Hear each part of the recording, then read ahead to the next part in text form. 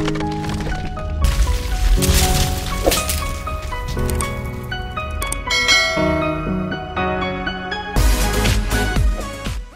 alaikum viewers, welcome back to Manzoor Niqabi Information Channel. Today I am here with a big and latest news for you. Oman हुकूमत में जो है कितनी jobs हैं, कितने ज़्यादा अपॉर्चुनिटीज़ हैं आपके लिए, तो इंशाल्लाह ये वीडियो आपके लिए बहुत अच्छी साबित होगी।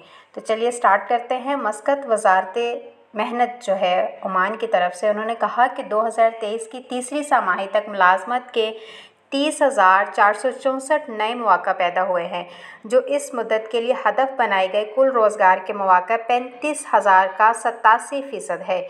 मजमूई तौर पर 57,153 मुलाजमतों के मौक़ा पैदा हुए, जिनमें 26,699 अफराद शामिल थे जो पहले मुलाजिम थे।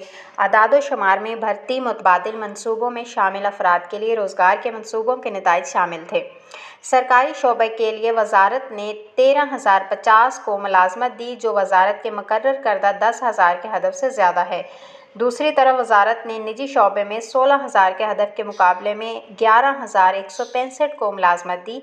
जहाँ तक सरकारी शोबे में मुलाजमत के दौरान तरबियत का ताल्लुक है, वजारत ने 2,000 की तादाद मुकर्रर की, जिनमें से 1461 हासिल की गई। निजी शोबों में हदफ की तादाद 7,000 तक पहुँच गई, जिनमें से 1614 खुद रोज़गार के शोबे में थे। वजारत ने कहा कि वो सरकारी और निजी शोबे में रोज़गार के मौक़ा पैदा करने को इंतहाई अहमियत दी।